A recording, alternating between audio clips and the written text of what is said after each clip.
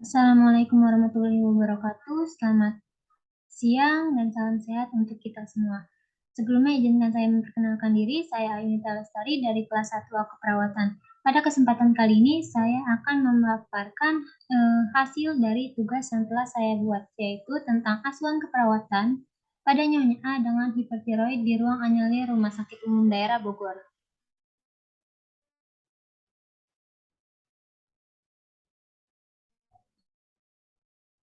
Bab 3 untuk asuhan keperawatan, Nyonya A 28 tahun dirawat di ruang anyalir Rumah Sakit Umum Daerah Bogor dengan keluhan tubuhnya terasa lemas, jantung sering berdebar kencang, kedua tangan tremor, emosi labil, mudah menangis, menstruasi tidak teratur, berat badan telah berkurang 15 kilo dalam 2 bulan, dan selalu merasa lapar meskipun ia makan dalam jumlah besar.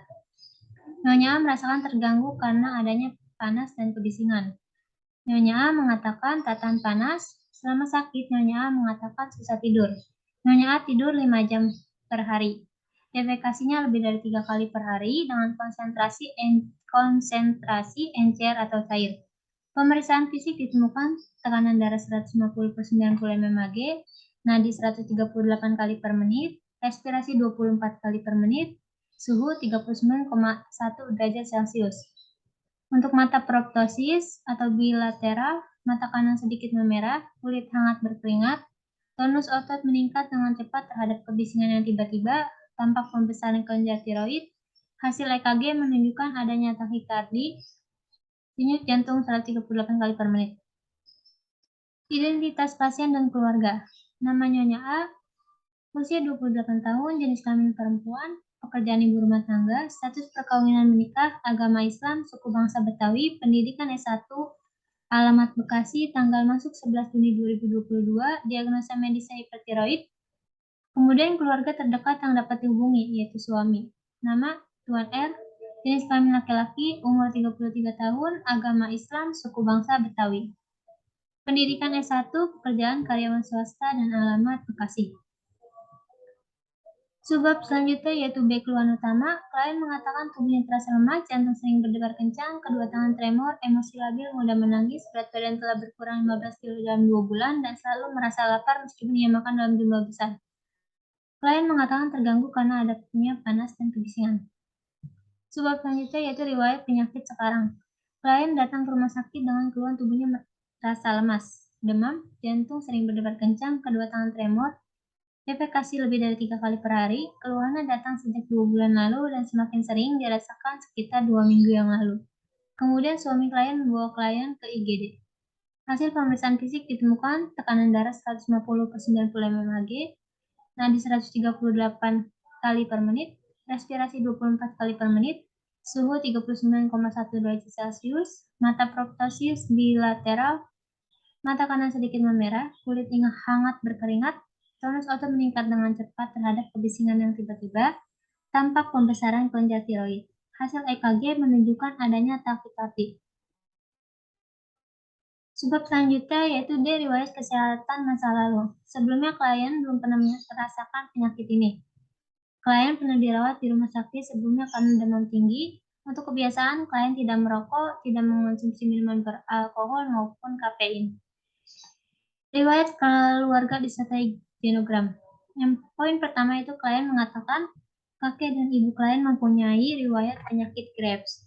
Untuk genogramnya, generasi pertama yaitu diduduki oleh kakek dan nenek klien yang sama-sama sudah meninggal. Untuk kakek klien sendiri itu mempunyai riwayat penyakit Graves. Turun ke generasi kedua yaitu ayah klien dan ibu klien. Untuk ibu klien mempunyai riwayat penyakit Graves juga.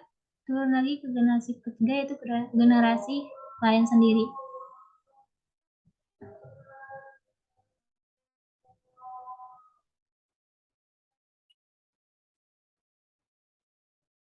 Nama pasien Nyonya A, ruangan anyalir, diagnosa hipertiroid, tanggal masuk 11 Juni 2022, tanggal pengkajian 11 Juni 2022. Untuk data fokusnya data subjektif. Yang pertama, klien mengatakan badannya terasa panas. Klien mengatakan terganggu karena adanya panas dan kebisingan. Klien mengatakan tertahan panas. Klien mengatakan banyak keringat walaupun di malam hari. Klien mengatakan susah tidur. Klien mengatakan sering terbangun di malam hari, klien mengeluh tubuhnya sering merasa lelah, klien mengatakan semenjak sakit ia tidak lagi bersepeda karena cepat lelah dan lebih banyak istirahat. Klien mengatakan menstruasinya tidak teratur, klien mengatakan libidonya menurun, klien selalu merasakan lapar meskipun ia makan dalam jumlah besar. Klien mengeluh sesak napas, klien mengatakan nyeri saat menggerakkan bola matanya, klien mengatakan penglihatan agak kabur, kemudian klien mengatakan mata klien peka terhadap cahaya dan tidak tahan terhadap cahaya. Kemudian poin selanjutnya yaitu klien mengatakan jantungnya sering berdebar kencang. Klien mengatakan defekasi 3 atau bahkan lebih per hari, tapi dengan konsistensi encer atau cair. Kemudian klien mengatakan suka berkonsentrasi, klien lebih banyak menyendiri dan lebih suka diam, klien lebih sering cemas. Untuk data objektifnya, yang pertama itu adalah keadaan umumnya sakit sedang, kesadaran kosmetis, klien mudah menangis. Untuk tanda-tanda vitalnya, suhu 39,1 derajat Celcius, nadinya 132 kali per menit, respirasinya 24 kali per menit, tekanan nadinya 150 ke 90 mmHg. Untuk tampilan umumnya yaitu klien tampak lemas, klien lebih banyak beristirahat. Untuk berat badan klien telah berkurang 15 kg dalam 2 bulan. Kulit sangat berkeringat, kulit tampak hangat dan berkeringat, tidak mampu mempertahankan aktivitas rutin, yaitu tidur dan berolahraga. Kemudian pola napas abnormal, cepat, pendek, dan dangkal, respirasinya 24 kali per menit. Mata proptosis, mata kanan sedikit memerah, iktus koris raba, irama jantung tidak teratur, lidah tampak kotor, warna mukosa pucat, tampak pembesaran kelenjar tiroid, defekasi lebih dari 3 kali dalam 24 jam, ekstremitas atas, pergerakan kanan kiri lemah, kekuatan otot kanan kiri lemah, muskuloskeletal, adanya kelemahan otot, hiperaktif pada refleks tendon dan tremor, iritabilitasi. Untuk obat-obatan saat ini yaitu thionamide, input cairan 2500 cc, output cairan 500 cc, IWL 28,125 cc, BSI 1,971 cc. Untuk laboratorium, hasil dari laboratorium didapatkan yaitu kadar T3 15 Pg per dl, kadar T4 20 Pg per dl, kadar TSA kurang dari 0,005 IU per ml. USG tiroid tampak pembesaran difus, hasil EKG menunjukkan takikardi.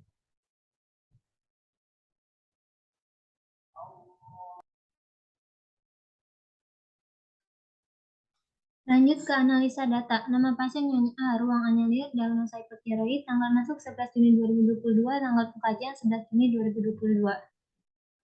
Untuk analisa data. Data subjektif. Klien mengatakan badannya terasa panas. Klien mengatakan terganggu karena adanya panas dan kebisingan. Klien mengatakan tak tahan panas. Klien mengatakan banyak keringat walau di malam hari. Untuk data objektifnya, kesadaran umum sakit sedang, keadaan umum sakit sedang, kesadaran kosmetis, klien mudah menangis, tanda-tanda vital yaitu yang pertama suhu 39,1 derajat Celcius, respirasi 24 kali per menit, tekanan nadi 150 per 90 mmHg, tampilan umum, klien tampak lemas, klien lebih banyak beristirahat, kulit hangat dan berkeringat. Untuk masalahnya diangkat yaitu hipertermi D0130, untuk etiologinya yaitu peningkatan laju metabolisme.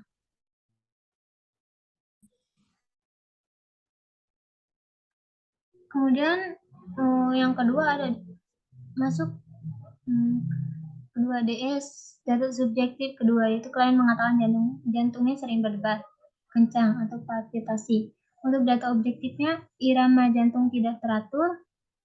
Untuk nadinya 132 kali per menit. Frekuensi jantung meningkat, hasil EKG menunjukkan takikardi. Untuk masalah yang diangkat yaitu penurunan curah jantung D0008.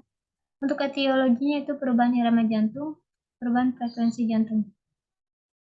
Kemudian selanjutnya yang diangkat itu data subjektifnya, klien lebih sering cemas, klien mengatakan BAB 3 atau lebih per hari dengan konsistensi encer atau cair. Masalah yang diangkat yaitu diare D0020. Untuk etiologinya yaitu kecemasan.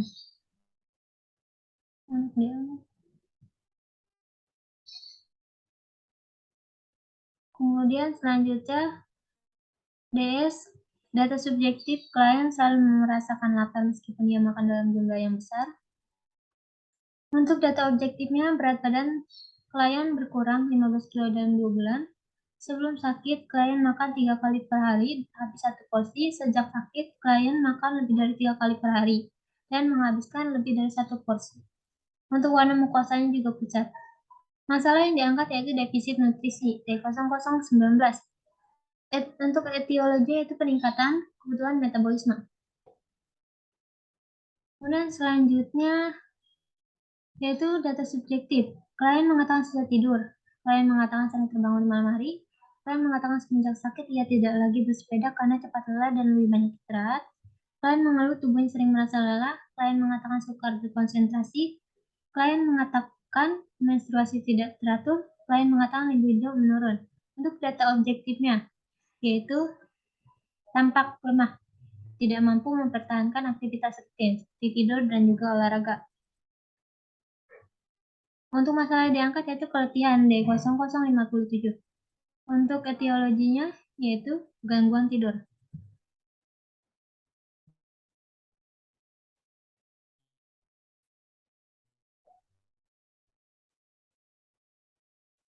Masuk ke subbab diagnosa keperawatan. Nama pasiennya A. Ruang anyelir, diagnosa hipotiroid, tanggal masuk 11 Juni 2022, tanggal pengkajian 11 Juni 2022.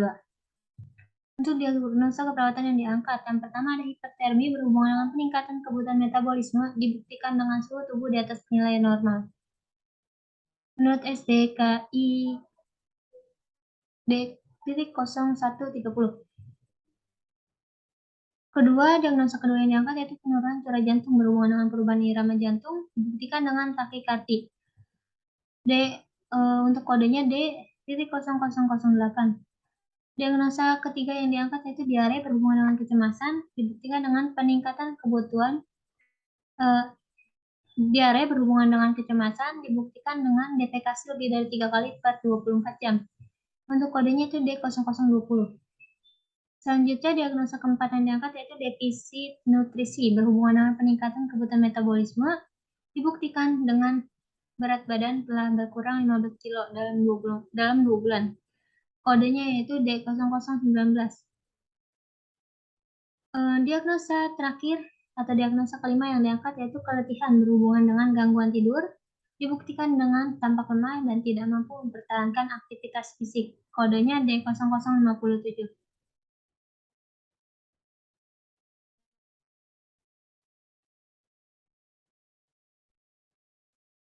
Kemudian lanjut ke subbab intervensi. Nama pasien Nyonya A, ruang anyelir, diagnosa hipotiroid, tanggal masuk 11 Juni 2022, tanggal pengkajian 11 Juni 2022. Untuk NCP Nursing Care Plan atau intervensi. Untuk diagnosa perawatan yang diangkat, yang pertama ada hipertensi berhubungan dengan peningkatan kebutuhan metabolisme, dibuktikan dengan suhu tubuh di atas nilai normal. Tujuan SLKI-nya yaitu setelah dilakukan tindakan keperawatan 3 kali 24 jam, diharapkan suhu tubuh meningkat, suhu tubuh menurun 5, suhu kulit menurun 5, tekanan darah menurun 5. Untuk intervensinya menurut Siki yaitu diambil manajemen hipertermi. Yang pertama, identifikasi penyebab hipertermi, monitor suhu tubuh, monitor kadar elektrolit, monitor komplikasi akibat hipertermi, sediakan lingkungan yang dingin, longgarkan atau lepaskan pakaian, berikan cairan oral, ganti linen setiap hari atau lebih sering jika mengalami hiperhidrosis. Berikan oksigen jika perlu, anjurkan tirai baring, kolaborasi pemberian cairan dan elektrolit intravena jika perlu. Untuk dalam Siki yang diangkat kedua yaitu regulasi temperatur, yaitu memonitor tekanan darah, frekuensi pernapasan dan nadi, monitor warna dan suhu kulit, monitor dan catat tanda dan gejala hipotermi dan hipertermi, kemudian tingkatkan asupan ke cairan dan nutrisi yang adekuat. Untuk rasionalnya, untuk sekian diangkat itu manajemen hipertermi, yang pertama untuk mengetahui peningkatan suhu tubuh dan memudahkan intervensi, untuk menggantikan cairan tubuh yang hilang akibat evaporasi, memberikan rasa nyaman, dan pakaian yang tipis mudah menyerap keringat dan tidak merangsang peningkatan suhu tubuh, mendeteksi dini kekurangan cairan, serta mengetahui keseimbangan cairan dan elektrolit dalam tubuh. Tanda vital merupakan acuan untuk mengetahui keadaan umum pasien. Pemberian cairan sangat penting bagi pasien dengan suhu tubuh yang tinggi. Obat khususnya untuk menurunkan panas tubuh pasien. Kemudian diagnosa kedua yang diangkat yaitu penurunan curian jantung berhubungan dengan perubahan irama jantung dibuktikan dengan takikardi.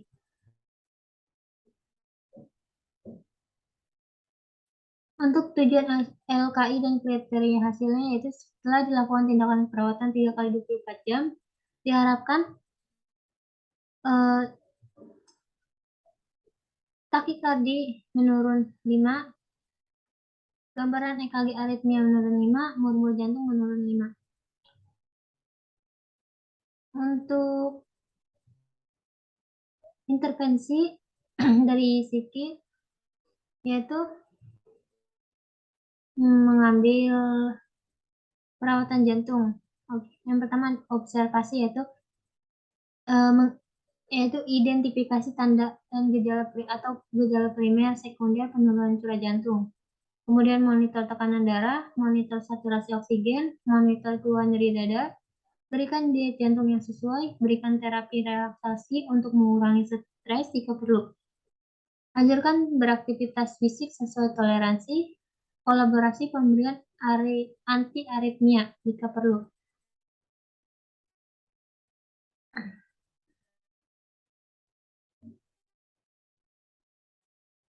Kemudian diagnosa yang ketiga yang diangkat adalah diare berhubungan dengan kecemasan dibuktikan dengan defekasi lebih dari 3 kali per 24 jam.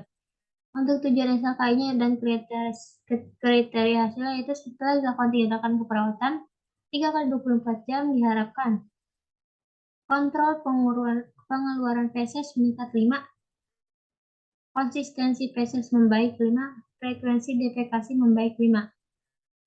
Untuk intervensi psikinya yaitu kita mengambil manajemen diare. Yang pertama itu identifikasi penyebab diare, identifikasi riwayat pemberian makanan, monitor warna, volume, frekuensi tinja, monitor jumlah pengeluaran diare, berikan asupan cairan oral, anjurkan makanan porsi kecil dan sering secara bertahap, anjurkan menghindari makanan pembentuk gas, pedas, dan mengandung laktosa. Kemudian kolaborasi pemberian obat pengeras feses.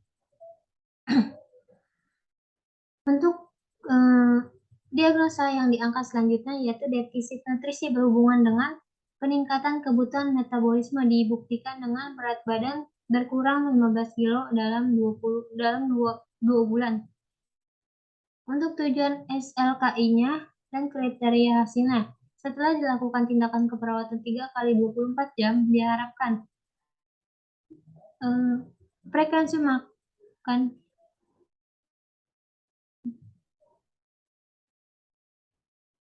1-5, nafsu makan 1-5, berat badan 1-5. Untuk intervensi psikinya yaitu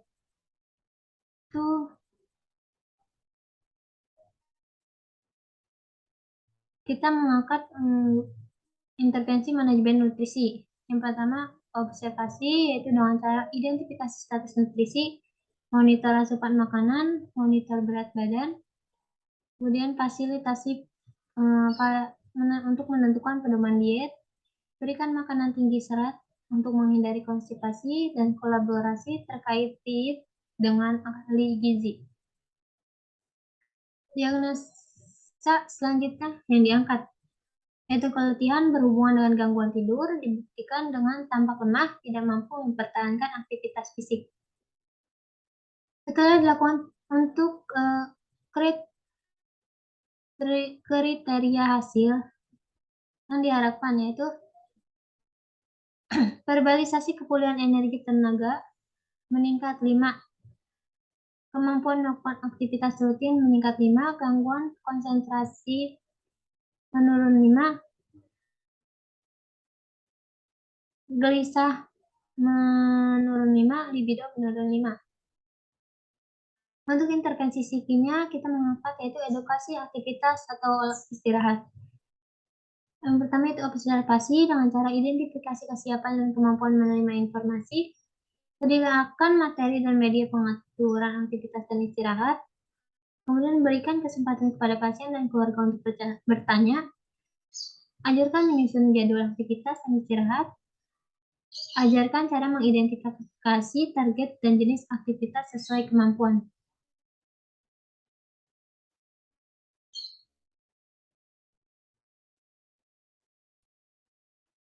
Terakhir yaitu bab 4, penutup. Untuk mengatasi hipertiroidisme, ada 2 hal yang utama yang dilakukan, yaitu pengobatan. Yang pertama bertujuan untuk mengatasi gejala yang muncul dengan segera, dan yang kedua adalah pengobatan untuk menurunkan kadar hormon tiroid. Asuhan perawatan pada Nyonya A dengan hipertiroid di ruang anyulir Rumah Sakit Umum Daerah Bogor pada tanggal 11 Juni 2022 sampai dengan 13 Juni 2022 mulai dari pengkajian, diagnosa, intervensi, implementasi, dan evaluasi berjalan dengan baik dan pasien kooperatif. Sekian presentasi dari saya, kurang dan lebihnya mohon maaf. Selamat siang, wassalamualaikum warahmatullahi wabarakatuh.